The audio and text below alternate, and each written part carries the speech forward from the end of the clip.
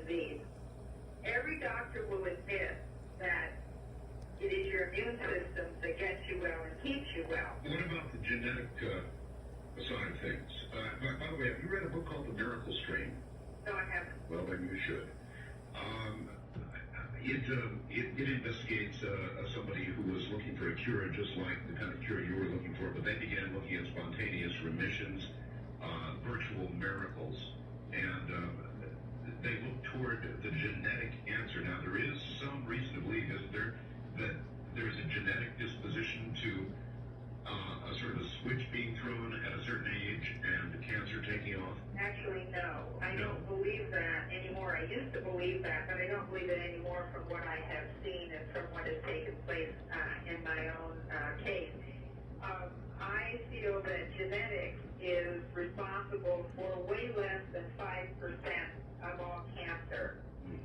When you see a woman walking down the street who is very, very large, obese, and she has 2 children with her, one on either side, and they are very young and also very obese, that is not genetic.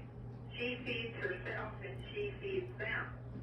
The same thing happens if a woman has breast cancer and her mother had breast cancer and her grandmother had breast cancer.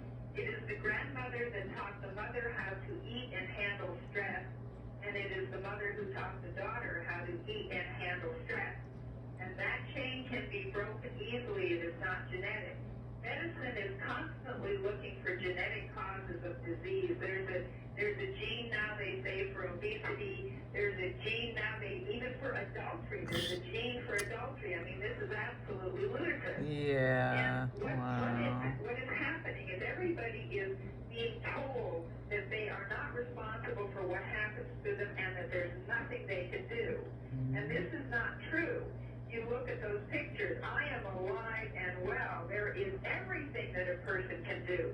Even the AMA admits that 65% of all cancers could be prevented by a major change in diet and lifestyle. All right, now, it's my understanding, though, that you, by the time you got the cancer, really had changed your lifestyle. You had retired. You weren't under the same sort of stress levels that you had previously been under. Is that not true? No, I have never retired. Well, in other words, you're not working in San Francisco in a very stressful position anymore, right? Well, I was working night and day. I lived on about 4 hours sleep a night for 20 years. I was not working at night anymore, but I was working a very heavy load. I was on the air doing a lot of confrontational things on the AIDS virus because I was a pariah to the news media in general. And so I was still doing a lot of stressful work. I had also gone through a lot of stressful things in my personal life. And I had a certain amount of anger about what had happened to me. Anger is very destructive. I mean, I had my life threatened by various organizations, and this was unfair. It was wrong. And I was angry about it. You see, repressed anger is one of the major causes of death in our society. It's from all diseases. Anger causes a major outpouring of several hormones from the adrenal glands. These are very destructive to the immune system. They break down your immune system. All right, is this a universal thing? Let me ask you. I'm on the air 5 hours a night. I've been on the air. You know, I did a show with you a decade ago, I think. Right. And I lead a very, very, very stressful life. Just for my own comfort, are there some people who virtually thrive on stress? In other words, for them, it is actually a healthy thing that contributes to their overall health and does not end up killing them. And then there is not that. No. There are no exemptions. There are no exemptions. Our bodies were not meant to stand this kind of stress. I thought I was invulnerable. I laughed at other people who couldn't work like I did. I was wrong. I hit the wall. Sooner or later, anybody who lives that kind of life will hit the wall. Now, depending on how well your early life was, in fact, how well you ate and all of that, may last longer. I lasted till I was about 53 until I hit the wall. But the point is, you were sooner or later you're going to hit the wall. You abuse your body. If you take your car out, I don't care how good your car is. If you drive at 120 miles, 12 hours, 120 miles an hour, 12 hours every day with no maintenance, sooner or later it will stop. That's sure. And that's the same way with your body. Our bodies are not really meant to live in the kind of stressful environments we live in now. For thousands of years, people lived in agrarian societies where they didn't have all the stimuli that they have now. They didn't have constant television. They didn't have the constant need to keep track of everything they do for the IRS. They didn't have stressful jobs. There were certain stresses, of course. You could be attacked by the neighboring tribe or things like that. But it wasn't the constant minute-to-minute stress that we live in now. Our bodies are not meant to handle that. I had to get the stress out of my life. When I changed my diet, that was a necessary thing to do. I changed it dramatically. But until I got the stress out of my life, I could not get well. And see, these are the things that Orthodox medicine does not even investigate. Do you consider stress and diet to be of equal importance, or you do? Oh, well, stress, if anything, stress is more important. But the diet, you cannot rebuild your immune system without changing your diet, because the only place that your body has to get the raw materials to make good new cells is by what you put in your mouth. It's the same way if you've got a car. If you've got a car and suppose you buy a new Rolls Royce and the car dealer says, we make this gasoline, this fuel for your car, and especially made for your car. If you buy it from us, your car will never break down. And our gas is cheaper than the gas at the gas station. Would you buy that gas? Of course. Yes. Okay. Well, we have the same thing. We have the natural food as it's made in nature, on the tree and in the ground. And it is in its best form the way we find it. But we take it off the tree and out of the ground. We grind it up. We took all the nutrition out of it. We add preservatives and chemicals, and we put it in cans and boxes and give it a shelf life of 1.5 to 2 years, and we call it improved. It's not improved. It is worse. It kills us. Nevertheless, are not lifespans increasing? Are not Americans living longer lives than they ever have? No.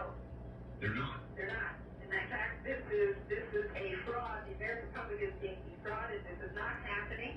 And are we going for a break? Yeah, we're going for a break. Okay, I'll tell you what it is after the break. Okay, hold on. What would have happened had that tumor burst and it looked as though the skin was getting so thin that it was just about to do that?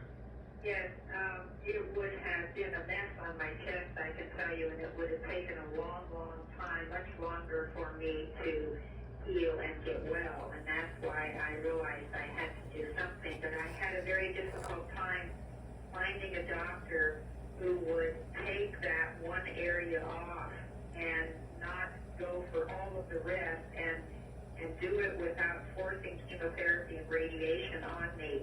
You see, at the beginning, when I first went to a doctor when I had a small lump, I had a doctor right here in the Palm Springs area refused to take care of me because I refused to have chemotherapy and radiation. And, you know, in California, they can do that. It was interesting. As a doctor, I could never refuse to take care of an AIDS patient, nor did I ever want to, nor did I ever try. But it was against the law to refuse to take care of an AIDS patient. But any doctor can refuse to take care of a cancer patient if the cancer patient does not do exactly what the doctor wants them to do. How is that possible? In other words, why does the patient not have freedom of personal choice in treatment? Because, well, you can see what has happened in alternative medicine for years. Patients do not have free choice. I was given a book signed by the governor of California that says that if a patient refuses chemotherapy and radiation, that the doctor has the right to refuse care. I told this doctor, who knew I was also a doctor, I said, I'll sign any waivers removing any liability from you. And he said to me, no, I will not do it. He said, my reputation is at stake. And I said, well, Sorry, my life is at stake, so I'll have to go elsewhere. So you finally, I take it somehow you finally found a surgeon willing to remove the bulk of that tumor. That's right, I did, and he thought he was only doing it for palliative reasons, that I was going to die anyhow. And at the time that these pictures were taken, I was in terrible pain. I was in extreme pain, even though I had been taking pain medicines like Demerol and very strong narcotics to try to dull the pain. Nothing worked. I was in very, very severe pain for a long, long time. Was this the size of the tumor itself causing the pain, or was it your entire lymph system? So it was tumor pain. It wasn't just the size of the tumor. It was actual tumor pain, and it was extremely severe, and it could not be relieved. And I didn't think I could stand it any longer. It was a difficult time in my life, as you can see. But I hung on. Somehow I knew I was going to get well. I knew that these natural methods would work if I could just find the right formula. And when I say the right formula, I don't mean that I took a bunch of pills. The right formula of natural things. And the things that are so natural, I know that people think they're too simple, but they do work. Let me tell you, sunlight reduces the size of internal cancerous tumors. It's been proven in the medical literature. Sunlight. Sunlight, that's right. Sunlight does all sorts of things. Sunlight lowers your cholesterol. You know how it does that? Your cholesterol comes out of your blood, goes into your skin. Cholesterol is a precursor of vitamin D. When the sun hits the cholesterol in your skin, it turns it into vitamin D. You use it up, and then more cholesterol comes out of your blood. Sunlight reduces anxiety. That's one reason you fall asleep in the sun, and it does it for a physiologic reason. Things like coffee and other stimulants and stress increase a compound in your cells called cyclic AMP. When the sun hits your skin, warms your body, it reduces the amount of cyclic AMP in your cells and causes you to relax. People say, well, doctors are telling patients all the time, don't get out in the sun because sun causes skin cancer. Well, that's not really true. Let me tell you, they did a big study at Baylor University where they took two groups of experimental animals. One group of experimental animals they gave the standard American diet, which is too much sugar, too much fat, too much protein, and not enough vitamins and minerals. On the other group of experimental animals, they gave them a highly nutritious diet. They exposed both groups to the ultraviolet rays of the sun. In the group on the standard American diet, 25% got skin cancer. In the group on the nutritious diet, not one animal got skin cancer. It is what we're eating, the bad stuff we're putting in the body. All Americans are malnourished. They're suffering from malnutrition. They're not suffering from too few calories, but they're suffering from malnutrition. In fact, the major cause of all disease are malnutrition and dehydration.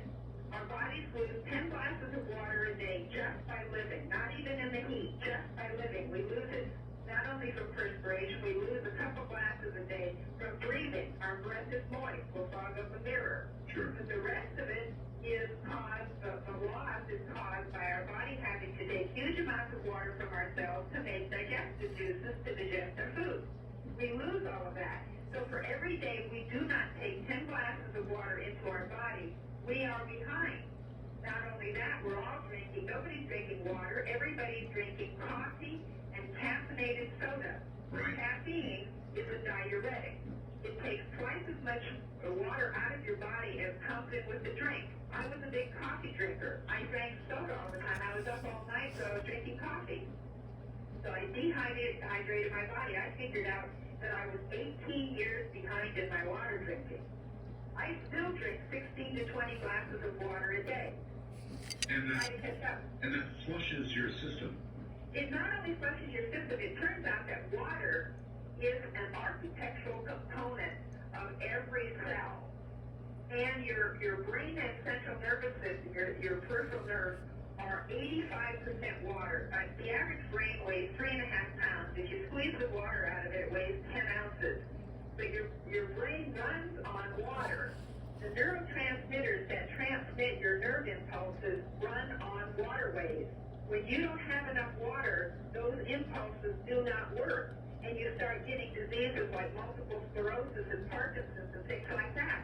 So water is an absolute necessity for your body. When your grandmother told you to drink water, she was right, but nobody drinks it anymore because nobody understands why they need it. That's fair. You're describing me. I mean, from stress to the drinking of coffee to the eating of probably foods that I ought not eat to not drinking enough water. That's me. I'm 52. I'll be 53 next year. I wonder if I'm going to hit a wall. Well, you may not hit it at 53, but I can tell you if you continue doing that, sooner or later you will hit a wall. Everybody will. There are so many things that we eat that are bad for us. Our body, I mean, you wouldn't put sand and rocks in the gas tank of your car because you know it wouldn't run. And yet that's what we do to our bodies. We put all sorts of food in our bodies that we call food that has absolutely no nutrition in it. When you eat things that are in a can or a box, it has no nutrition in it. All of the nutrition has been taken out. You're eating a lot of chemicals. Each American eats about 5 pounds of chemical additives a year. These are poisons. And we eat far too much sugar. When you eat sugar, all of your immune cells are paralyzed for about 4 hours. Now, your immune system is the only cells that keep you well and that can go around and scavenge the oxidants that are in your body, all of these things that cause cancer. And that's why when I started to drink 8 glasses of carrot juice a day, this was bringing high amounts of not only enzymes into my body, but vitamins and minerals in their most natural form, so they can go around and start cleaning up my body of all these toxins. Let me tell you another way we get toxins into our body. When we eat, let's say, a steak or ground round. Sure. If you take a steak or ground round and put it on your kitchen counter and leave it there for 3 days and turn the heat in your house up to 100 degrees for the 3 days, do you think you want to eat that meat? No. Probably not. But that's what happens in your body. Your body temperature is 98.6, almost 100. And it takes 3 days for that meat to get through your digestive tract. During that period of time, it putrefies and puts on all sorts of toxins. You absorb those toxins into your body, and it makes you sick. So let's backtrack. You had the tumor removed. You began immediately to change your diet? Yes. And how? Now you got cancer throughout your body. You got it in your lymph system and so forth? At the beginning, it was not noticeable that I had it in my lymph system. My lymph nodes did not seem to be involved at first. But when it grew to this size, then my lymph nodes were involved. But see, everybody has, cancer is a systemic disease. It is not a local disease. If you have chicken pox and you go to a surgeon and ask him to cut out all the pox marks in your skin, you still have chicken pox. You just don't have the marks. You just don't have the marks. When you have the cancer cut out of your body, you still have cancer because all the factors that were there in the first place that allowed it to develop are still there. And so what you have to do is change what's happening in your body to get your body back in balance so that cancer cannot occur. All right, so let's get it straight. You drank 8 glasses of carrot juice a day. You drank 10 glasses of water? Yes, I drank 8 glasses of carrot juice. I drank 4 glasses of juice made out of green leafy vegetables, things like romaine lettuce, chard, green pepper, red cabbage, and things like that, plus apple in each of the carrots and each of the green leafy vegetable juices. So I get huge amounts of vitamins, minerals, and enzymes into my body. Now, a lot of people take lots of supplements and pills. Well, I have not yet found a tree where I could go out and pick supplements off of it. So I said, this is not natural. I'm not going to do it that way because we can't improve on the way it is in nature. So I took it all natural. I still ate 3 meals a day. I didn't just go on juices. I had 3 meals a day, but I ate nothing but fruit, grains, and vegetables. No meat? I don't eat anything that's ever had a face on it. No milk? No milk. No milk. You see, we're the only animal that drinks milk after it's weaned. We're the only animal that drinks milk from another animal. You don't need milk. In fact, dairy cows are full of hormones, pesticides, and antibiotics. When you drink milk, you get all that into your body. By the way, another thing, for those women listening, you're told to drink milk to prevent osteoporosis. Right. Osteoporosis is not caused by a lack of calcium. Osteoporosis is caused primarily by two factors: lack of activity and too much protein in the diet, particularly too much animal protein, because animal protein is very acidic. It's high in acid. In order to neutralize that protein in your body, you've got to take calcium out of your bones to neutralize it. So the more animal protein you take in, i.e. the more milk you drink, the more osteoporotic you can become. The average American eats 125 grams of protein a day. The average adult of average size doesn't need more than about 40 grams of protein a day. The more you eat above that, the more osteoporotic you become. And protein is very difficult to digest. It's hard on the kidneys. It breaks down your body and it breaks down your immune system, and people get sick.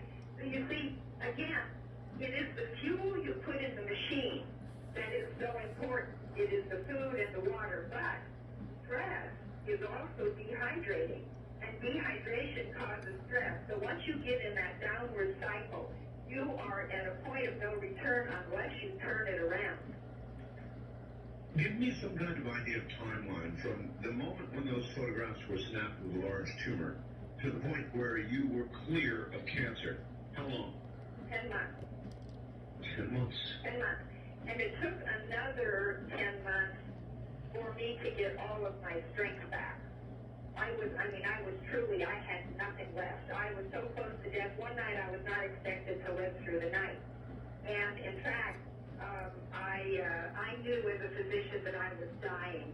My husband said, I've got to take you to the emergency room. You can't just die here. And I said, no, I will not go. I know what they'll do to me. I know they will get more chemotherapy and radiation on me, and they will kill me. How does somebody with the amount of training you've had as a physician come so full circle like this? How does that happen, doctor? Well, I saw too many. Every physician has seen thousands of patients die from chemotherapy and radiation. We talk about it in our own profession. We know that when we give a patient chemotherapy or radiation, it is only a race between whether you destroy the patient first or try to destroy a lot of the tumor.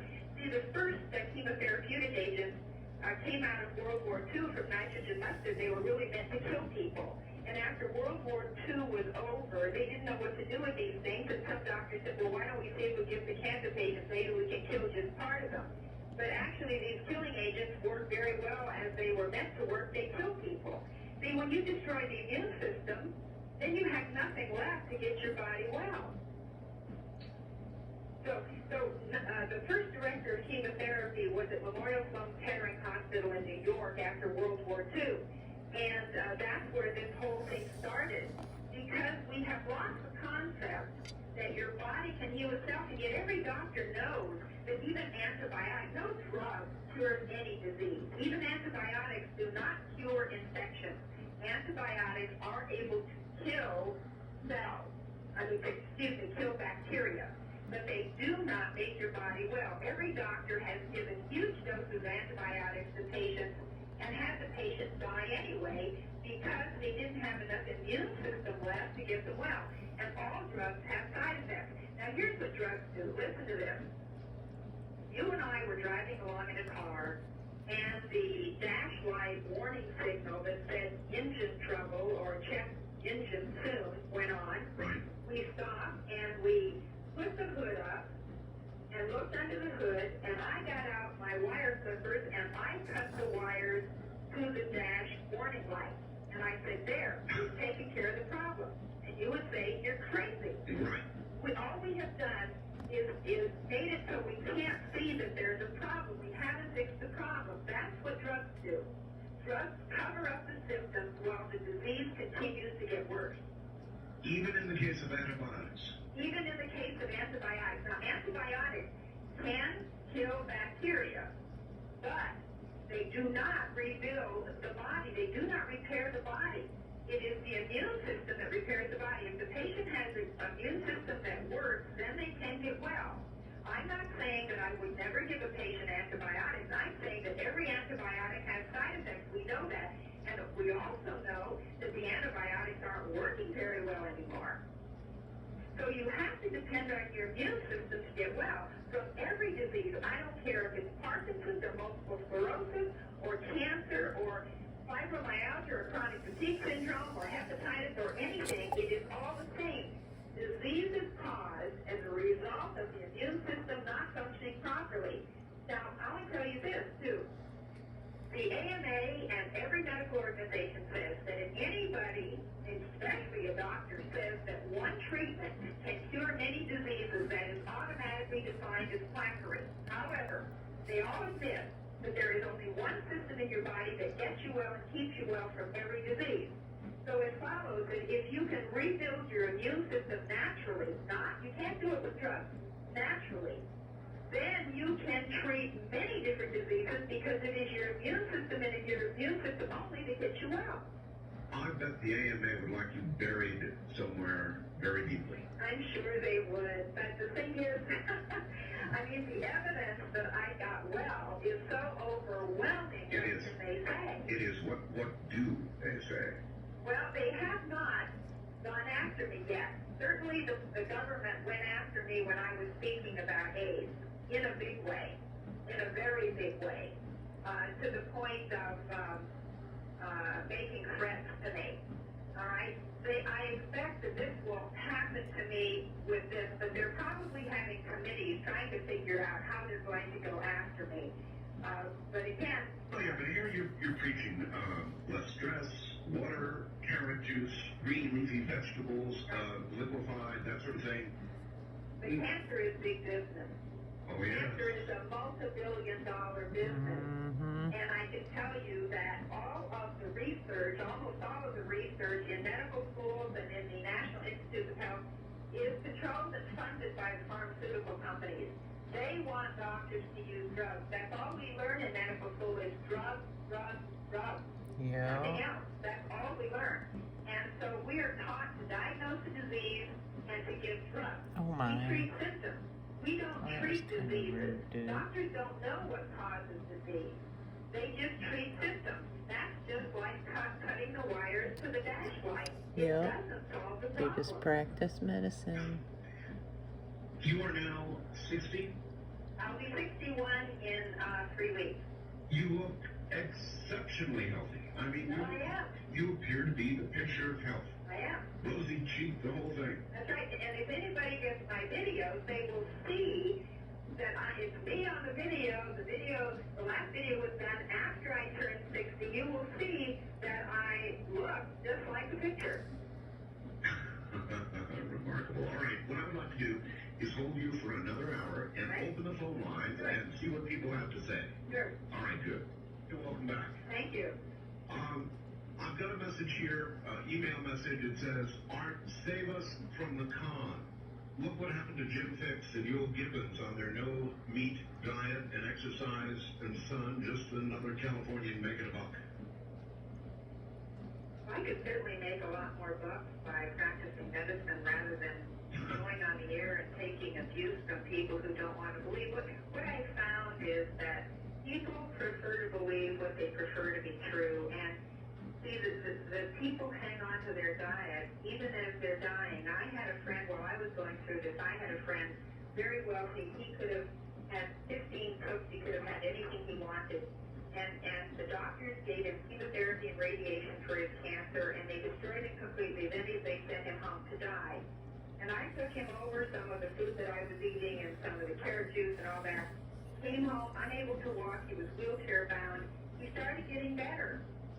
He was able to get up out of a wheelchair. He was out gardening and all that. And I said, George, now if you go ahead and eat like this and you change your diet and you change all the other things about your lifestyle, you can get well still.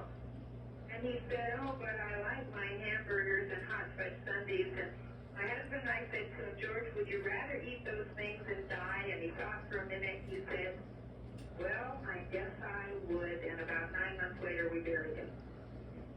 So the thing is that people want to hang on to it. And I tell you, folks, go ahead. You don't have to believe. All I'm doing is sharing my experience with you. I'm telling you what what works and what worked for me and has worked for thousands of people. And if you don't want to believe it, it's okay. If you want to continue eating and living like you are, and you know, by the year 2000, the government estimates that 1 out of 2 people Americans will have cancer sometime in their lifetime. If you want to continue doing that, you know, it's okay with me. You go ahead and do it. If you don't want to believe, it's all right. How did you, in what way did you get the photographs? It seems to me somebody in that condition would not take photographs. I mean, it's as though you knew you were going to get better and you wanted to prove it. Well, I knew that. I knew I was going to get better. I didn't know how. I had great faith in it. My husband took the pictures. I said to him, we've got to take pictures because if I don't, nobody will believe it when I am well. You're absolutely correct. Nobody would have believed this. That's right. Nobody. All right. First time caller line. You're on the air with Dr. Day. Where are you, please? Dr. Day. Hi, Troy.